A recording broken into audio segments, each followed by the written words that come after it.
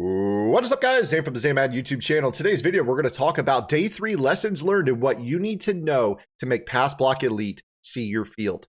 But before we do so, guys, please do me a favor, hit that subscribe button. Also, make sure you guys hit the notification bell so you don't miss any of the uploads coming your way here on the Zan Madden YouTube channel.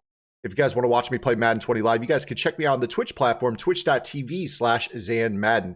The link is in the description below. I stream daily at 2 p.m. Central Time. And I do have exclusive sub-only content for my Twitch Prime and Tier 1 subscribers. My Tier 2 subscribers will get those sub-tips delivered every single Friday, just like the Tier 1 and Twitch Prime, but they will also get my Washington Redskins Hot Route Master offense included on top. Okay, guys, without further ado, let's talk about what you need to know about Pass Block Elite. So the last 2 uploads before today were also focused on Pass Block Elite.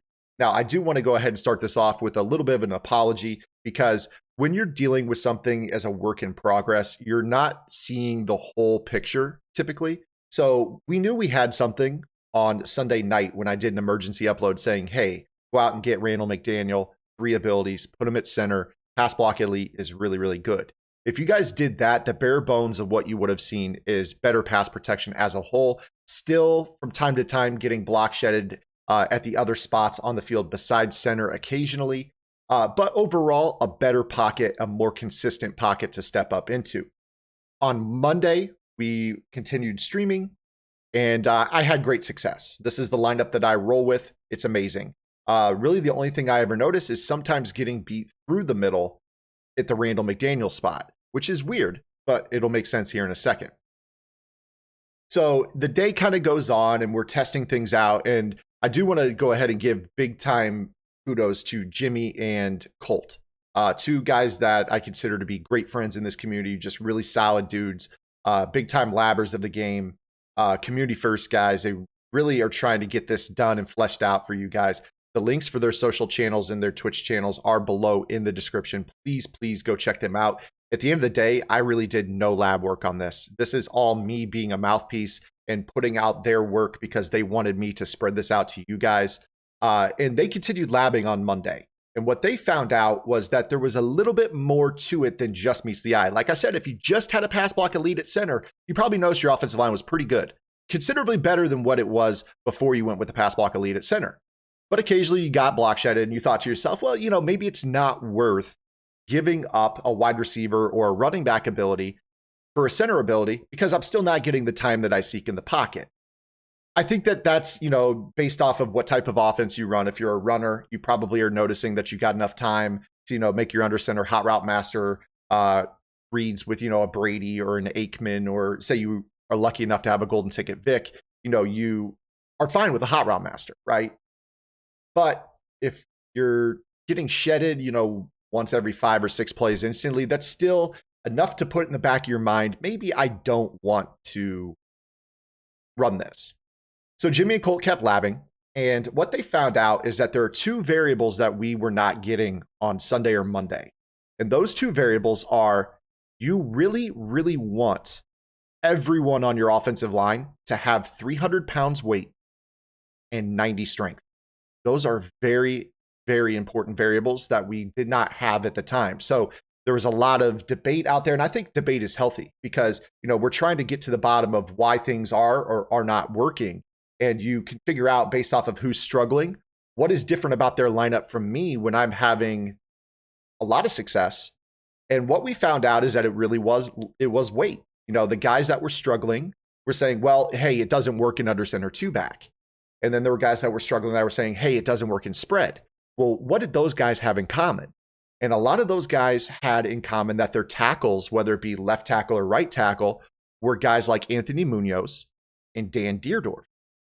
And we thought to ourselves, okay, well, maybe it's weight that's kind of playing a factor. So Jimmy and Colt got in the lab and they decided, okay, you know, let's get some big boys out there. And Colt went with some of the higher end guys. Like you see on my team, I've got a very good offensive line. And Jimmy, who was running a theme team, a Broncos theme team, just put his biggest, strongest linemen, even though they weren't 99 overall players, on the field. And instantly they noticed that their pass protection was better as opposed to having Munoz and Deerdorf at the bookends. So they got back to me and they said, hey, weight plays a factor. And then the next thing they noticed is they started tweaking around with strength. Okay, this guy's 300 pounds, but for some reason or another, he isn't, you know, over 90 strength. So, in Jimmy's situation, they were noticing that, his guys were giving up a few more sheds than the guys that had 90 strength. So that's how they isolated the strength variable as well. Now, that doesn't go to say that strength and weight are the only variables that play outside the center, but we're saying that we've isolated those two variables as very, very important to make sure that your line works. So what does this mean? This means that you want to make sure that you have a center that can get pass block elite, preferably is 300 pounds. Randall McDaniel's 287 pounds. We talked about this on Sunday night. There are 3 linemen in the game currently that get 3 abilities. Joe Thomas, who's above 300 pounds. He's a left tackle, but you can play him out of position. In fact, I probably will make that change today. Joe Thuney, who is a left guard, over 300 pounds. You'll have to play him out of positions. That's another swap you can make. And Randall McDaniel, who is under 287 pounds. Now, when I say, if you guys have been watching me on the Twitch channel, over the last 3 days, you guys have seen that my pass protection has been very, very, very good. But from time to time, occasionally, Randall McDaniel will get beat through the middle by a guy like Warren Sapp. That is something that I heard from another great content creator, Pony Montana. Pony Montana hit me up on Twitter, or was on Twitter talking about how it wasn't working, and he was using Randall McDaniel, and how he was getting beat through the middle by Warren Sapp. Warren Sapp's kind of a big boy, so you notice that the weight maybe plays a factor there, weight and strength. Even though McDaniel has the ability and he holds up the majority of the time, there were several snaps where a guy like Warren Sapp was getting home. Whereas when you face Aaron Donald, I noticed that for some reason, Randall McDaniel was holding up well against Aaron Donald due to the weight comparison. So that is how we kind of got to this thought process and isolated that variable. So, the important information here as we head into minute 7 of this video is here. Now I want to go ahead and transition over into some gameplay. Now I will very quickly here just show you, I've got Walter Jones, I've got Brian Waters, I've got Zach Martin, I've got Ryan Ramczyk. These guys are Pink Floyd the wall. I'm telling you, they are the wall. They are very, very, very good. I do not struggle with guys getting home against them very often. Now, that's the other thing. As we start to head into some gameplay here, I want to make sure that it's understood that we're not trying to really put this out as a ability that makes you unable to ever get sacked. So what I want to do here is I want to show you guys some gameplay film. This is from yesterday's stream, and I'm taking on a player that goes by the name of MxCJimmy. He's a guy that plays a lot of competitive ladder games. He's a guy that does fairly well for himself in weekend league. He's a solid MUT player. Now, I played this same player on last Friday in a MUT Unlimited game. He ran this exact offense with this exact personnel grouping as far as Bo, Eli Manning, and the rest of his players. The big difference between Friday and this footage that you are seeing is that he made the switch to Randall McDaniel at center, and he has the 300-pound lineman. I believe he has the 300-pound lineman. I want to say that's Joe Thomas on the left. I can't read the names, but I think he's got Ogden on the right, and I think he's got some hogs, maybe some Larry Allen on the right. I think that's Joe Thuney at left guard, and then Randall McDaniel at center. Now, you saw in the last play I did sack him, but we're going to focus on the rest of the game here. You saw right there, that was an amazing pocket. So in this matchup, you've got a gun tight slots passer in MxCJimmy with these abilities. Last Friday, he threw probably 5 or 6 interceptions. He had no time to throw. I have not made any changes to my defense. He has not made any changes to his offense with the exception of going to pass block elite at center with the 300-pound players. And I want you to not necessarily focus on the route combos and things like that. I just want you to look at the pocket. I mean, yes, I got 2 sacks in 4 plays. That was a big pocket. Eli Manning is not a mobile quarterback. That play developed for 3, 4, 5, 6 seconds as he was gliding out of the pocket to the left. And I was able to get a coverage sack. I don't really attribute that to the fact that I have 3 pass rush elites. Now, while we're just kind of talking this through here, I do want to talk about another experiment that I did here. You're going to be able to watch him run his defense against me. And full disclosure, I lose this game. He absolutely bagged me. His coverage was great. He played really good defense. It really wasn't the pass rush that affected me too much when I played him. It was more or less the fact that I just couldn't move the ball through the air. His guys really locked the field down. His coverage adjustments were great. But there was another thing that I did yesterday on stream that was really important because there was some people out there that were saying that under center 2 back, like strong close, I form close, near close flex. Those are 3 very popular 2 back under center compression formations. that they weren't getting any pass protection out of it.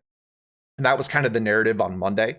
So I went ahead and bit the bullet, and I faced off against a player yesterday on stream, and I went to the Oakland tour and I ran strong close, eye close with this exact line. And he ran 3-3-5 wide with 3 pass rush elites. He used Garrett, Clowney, and Donald on me, and he did not get a single sack. In fact, he got 1 pressure the entire game.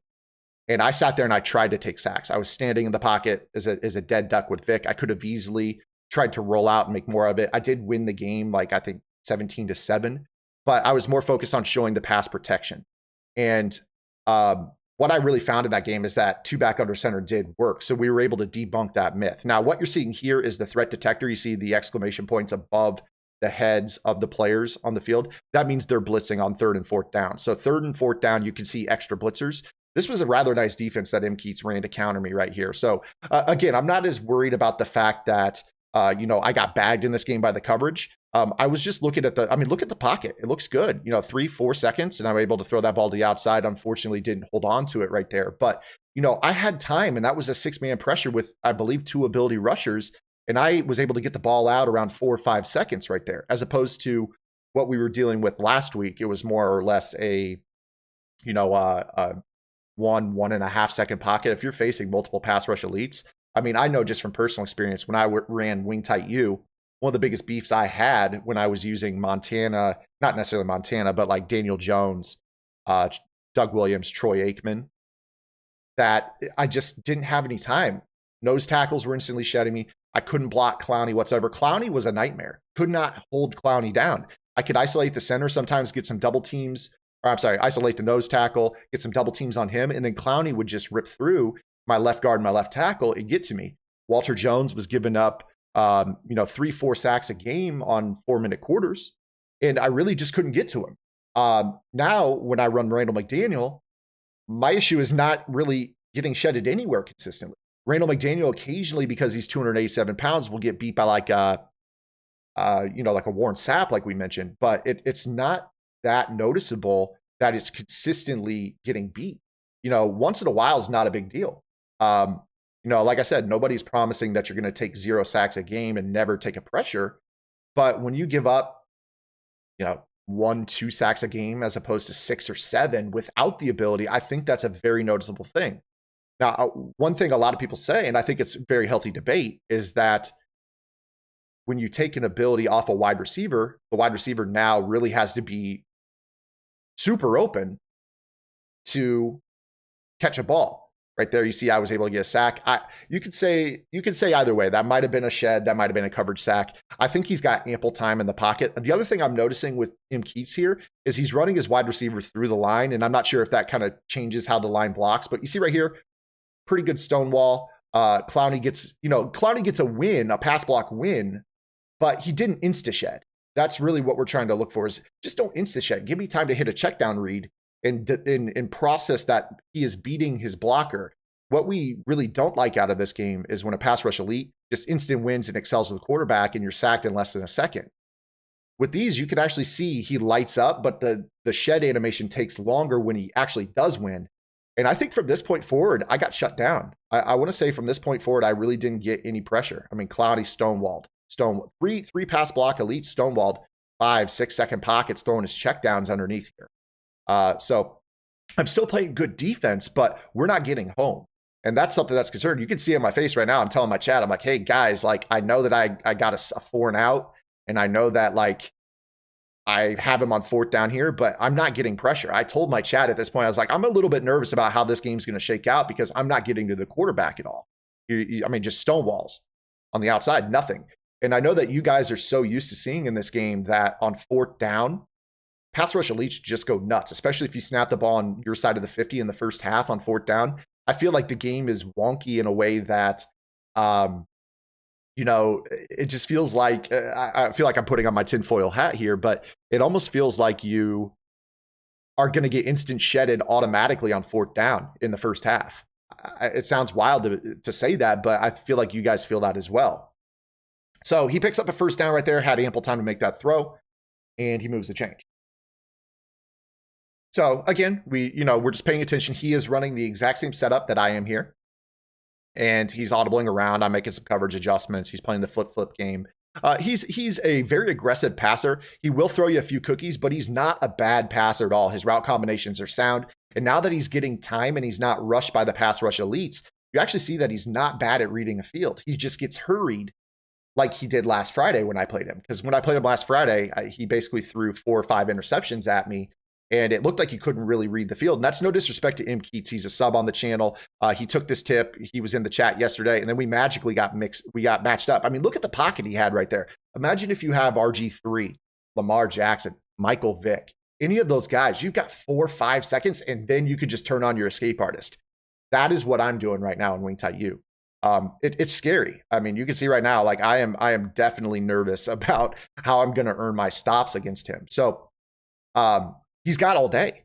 He just does. And I'm not winning through the middle with Aaron Donald. Now, I will go back because I'm going to continue to say this. Warren Sapp is a guy that gives Randall McDaniel trouble, and I've heard many people say that. So I'm definitely going to up it to Joe Thomas today. I think that if you guys are watching this video and you guys can make a profit on Randall McDaniel, I would highly encourage it. Again, great pocket and a cut block by the running back right there. 6 of 8, 55 yards. I'm still making him check down, but he's got all day to make these throws and make these reads. He's making me user deep, and then he's got guys open underneath, and he's moving the chains consistently. I'm playing as good a defense as I can right here, but when you don't get pressure, it doesn't matter how many you drop in coverage. So, again, he's flipping his set here. But yes, guys, I'm definitely going to go to Joe Thomas. I mean, look at this pocket. It's literally insane. That's the coverage sack. That's not his line's fault at that point. So 2nd and 21, moving him back. And what I think I'm going to do is I'm going to move on to Joe Thomas. Sorry to sound like a broken record here, but I want to make sure you guys are at least understanding what I'm doing. So again, guys, 300 pounds, 90 strength, and center with the ability right there. We get that's one of those, if he gets hurried, he'll throw you a cookie type reads. And unfortunately, I just didn't catch my pick right there. Threw it to the wheel route. It was covered, and we got a SWAT animation. So it's 3rd down and 21. So right here on 3rd and 21, what's actually going through my head is like, okay, well, if this were Friday, and look, I've got an in the zone rusher here. If this were Friday, I'm going to jump the underneath and try to, just pick off a pass. Here in this spot, I'm thinking, okay, well, he's had so much time. I've really got to be careful here. And he throws a nice check down read, gets himself into field goal range. So he's going to end up tying the game here on this drive. And you see right there, 7 of 10, 59 yards. I'm still making him play the check down game, but I'm not getting there with 3 pass rush elites whatsoever. So I think this was a major breakthrough for KoltFordyV. This is something that I think if you guys at home are open, I mean, and you should have your minds open to this idea. It is April. You should always be trying new things as that kick just sneaks over the crossbar. If you guys are open to new things, you ought to try it. I mean, you're seeing that he's getting non-ability receivers open with the extra time that he has to make these throws. I totally understand the idea that a lot of competitive players have out there. I've heard a number of comp guys say, even if it did work, I wouldn't use it. And that's honestly what I said to Colt. I said that to KoltFordyV on Sunday night. They hit me up on Discord and they said, hey, Zan, play along. You run Wing Tight U. If you had to, would you take off an ability off a wide receiver or the tight end? And I said, in favor of what? Because they were labbing this and I didn't know this at the time. And they said, in favor of a center ability. And I said, you guys are nuts. Look at this pocket right here. And that's what I'm talking about. You have 3-4 seconds in the pocket to load up on your bomb. Nobody sheds, and I use my legs to scramble for a first down, 17-yard gain. So I told them, I said, you guys are insane. I would never take an ability off my tight end. I need it. I would never take the ability off the wide receiver. I have to be able to hit the sideline throws, and those are the 2 outside guys in this offense. The tight end on the far right, which is now the far left, and then the receiver on the far right now when I flip this formation. Those 2 guys have to have abilities because I have to be able to hit the sideline throws. And they're like, Zan, just play along. And I was like, no, like this is insane. Like even I was saying it's insane. And 2 days later, I'm being used as a mouthpiece. No offense to KoltFordyV, they want me to be, but I'm a mouthpiece for this meta shift. And I think there's a lot of people out there that are like that have this idea that like, oh, Zan's insane for this. Like this is ludicrous. This is Zan just being a conspiracy theory. He believed in the Fat Five theory a couple of years ago, which was right, by the way. The Fat Five theory, good blitz right here by him. I was very impressed by this blitz. And, you know, I've come up with some crazy thought processes over the year. This one's not mine. And I was just like, you guys are nuts. What are you talking about? And, you know, I think that's kind of been the reception from a lot of competitive players. I heard some competitive players say that it's insane. Don't use it. It's a waste of time. I've heard some content creators, you know, say that it's not worth using as well. You know, and I think that, you know, the debate is healthy. I'm not mad at anybody for having an opinion. I mean, we're all entitled to them. I mean, look at that pocket right there. Just an absolute laser beam to TO on that throw for 32 yards. And, you know, I think that a lot of it is a trust factor. You guys know I used to work with AntCap. And I've been talking to AntCap about this over the last couple of days. And he said to me, he was like, you know, Zan, what's crazy, the hardest thing about this ability is trusting it. And I was like, what do you mean? How so? And he goes, well, I know it works because my eyes tell me it works. But my brain doesn't trust it because I've been playing Madden for 8 months and I get instant shedded and I don't trust that there's actually pocket play in this game. And I was like, you know, that's funny because that was the first thing I thought when I started this is I just instantly started booking out and I thought to myself, this doesn't work. This doesn't work.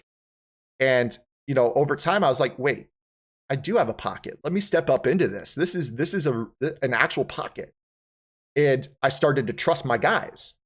And no sooner than I started to trust my guys, I realized this was a real thing. And I feel like if you guys out there are on the fence, what do you have to lose? Tomorrow's Thursday. Weekend League opens tomorrow. Today's Wednesday. Give it a shot. Give it a shot for 24 hours. Make sure you have 300 pounds on your line at every spot, preferably. Even the Randall McDaniel spot. I'm telling you, I'm going to make the switch to Joe Thomas today. Go with the 300 pounds and 90 strength across the board. As far as we know, those are the most important variables at the non-ability spots is 300 pounds and 90 strength. And then have a center with pass block elite. If you want to put other abilities besides pass block elite on him, that's totally fine. I prefer to go with threat detector and identified. Putting the identified on a 3 ability lineman at center allows me to pull identifier off of Vic and go with QB playmaker. And then I use threat detector to see who they're blitzing on third down. So you see right here, 3rd down and 4. It looks like it's just a base rush at this point. And I'm just waiting to see if he's going to show a late blitz. He's really not doing that here. And I don't think I picked this up. I think I end up taking 3 here on this. Let me see. No, I actually end up running for a touchdown. That was a pretty solid cutback right there against the 3-5. And then there's a lot of other conspiracy about this ability as well that it might actually help in the run game. There's a lot of people that are reporting that their run game has gotten better. But I do think that that's probably along the lines of the fact that you've got hogs out there now, 300 pounds and 90 strength. So I'm not necessarily going to attribute the increased run game. Sorry if you heard my dog sneeze in the background. I'm not going to necessarily attribute the improved run game to the ability as much as I am the physics. You know, you've got hogs, just 300 pounds, 90 strength. You know, with my team, we're talking big time strength, not just 90, 91, 92. We're talking 96, 97, 98. You guys should be able to afford linemen that meet these thresholds. We're calling them thresholds. Of course, this is all work in progress. This is something that we're trying to make sure that is out there right now for you guys to understand. But we're going to go ahead and finish up this last drive of MxCJimmy's first half. For those interested, he does go on to win this game. He hits me up top for a bomb that, you know, I'm just so used. Sorry if you hear my dog again. You know, he hits me up top for a bomb that I didn't expect to be coming because I'm just so not used to using the field as long as I had to against him. And that's the main thing is I knew he had this. And even still, I was baiting routes that I shouldn't have been baiting in this game. And he hit me up top for a couple big plays in the second half and ended up winning the game 17-10, I want to say. So it was a great game. I really enjoyed playing it. I just enjoy that pocket play is back in the game and that it feels like there's a chess match between coverage and receiver. And you know, what do you guys have to lose? I strongly urge that you guys go out and try this. I mean, you're watching my in the zone player, doesn't get an instant win. He delivers a corner route. It just looks really good. It looks really good to me. And I hope it does to you guys as well. Because that's all we're out here trying to do is just give you guys different things to look at in the game and see if it can improve your experience. Because I know I can speak for Colt and Jimmy that they were in a place mentally with the game where they were getting fed up with the fact that, you know, there is no pass game. Pass rush elites are just getting faster. They're hitting 95, 96 speed. I mean, look at the pocket there. And he hits me for the big play. I mean, that's what I'm talking about. Big play to end the half. And, you know, more of those come in the second half. So, again, guys, you know, this is just something that I do hope that you will consider. It's not meant to ruffle any feathers out there in the community. It's just meant to be helpful. If you don't want to use it, you don't have to. You don't have to, but give it a shot. Give it a shot. I think it's something that is worth testing out. Play all the variables that I've talked about, 300 pounds at every spot, 90 plus strength, and let the chips fall where they may. If you aren't impressed with it, then you can live. I should have picked that ball off though. Anywho, guys, I'm going to go ahead and round this video off. Hopefully you enjoyed it. If you did, make sure to give it a thumbs up, and we'll see you guys tomorrow, hopefully with some non-pass block elite content. I do apologize once again for having so many videos back to back on the same topic, but that's kind of the way a work in progress goes. You have to give live updates as to how things are developing, and I think we got it down here. So we'll see you guys tomorrow with our next upload. Until then, this is Zan. Get in the lab and good luck.